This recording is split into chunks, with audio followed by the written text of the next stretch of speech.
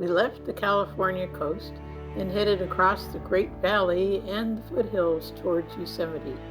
I was wondering if maybe these golden hills were why California is called the Golden State. Probably not. We moved out of the grassland and followed the Merced River and through the entrance station, and now we're in Yosemite. There ahead of us, we catch a view of El Capitan.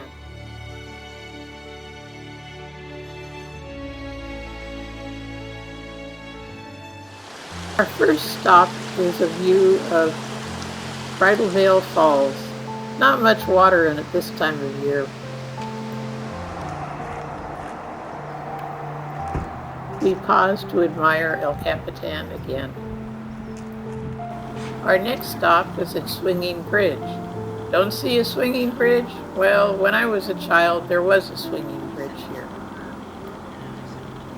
Looking from the bridge out over the Merced River, we could get a glimpse of Yosemite Falls, except there's no water in it right now. Our next stop is Happy Isles, where the Merced splits and produces several small islands.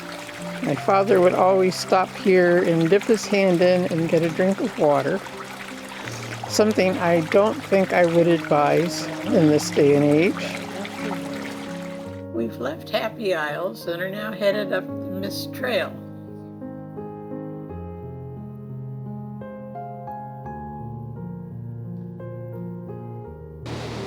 From this bridge, there's a view of Vernal Falls. Unfortunately, this time of year, late fall, there's not much water in Vernal Falls, and you can barely pick it out from the left of that big rock. Next, we head towards Mirror Lake, another iconic spot in Yosemite. Unfortunately, there's no water in Mirror Lake this time of year. In the spring, you'd get a nice reflection of Half Dome from this spot.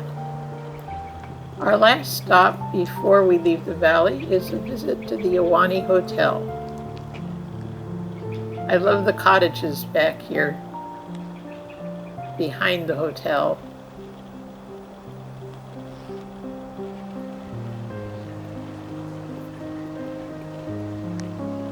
It's like wood there on the side. Yes. That's all concrete.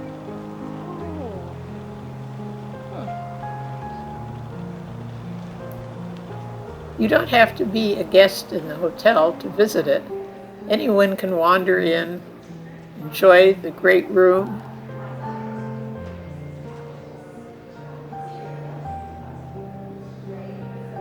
admire its spaces,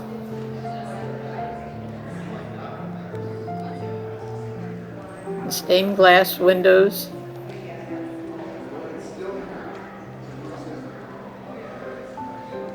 and the smaller mural room.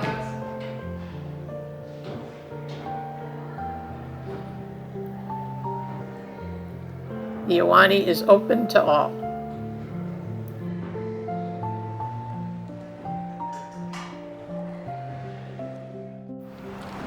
When I leave the park, I love to stop at this point called Valley View.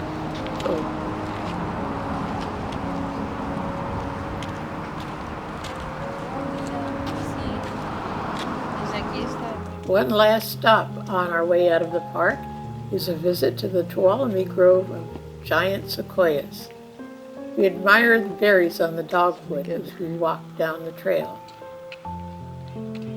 Here is a pan up this huge, tall sequoia,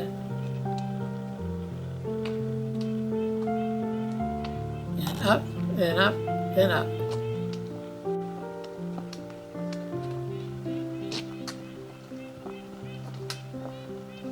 Finally, the top comes into view.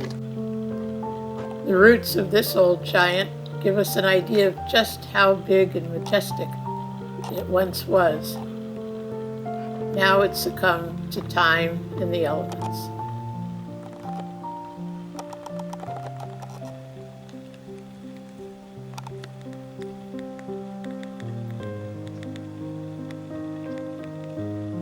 You get an idea of the scale of the trees from seeing this man walking through the carve-out in this giant.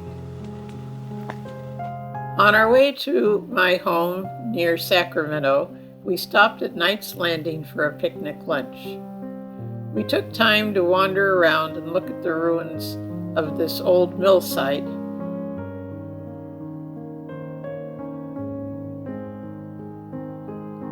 And then we wandered over to view this old covered bridge. I enjoyed spending time with my niece and showing her some of my favorite places in California.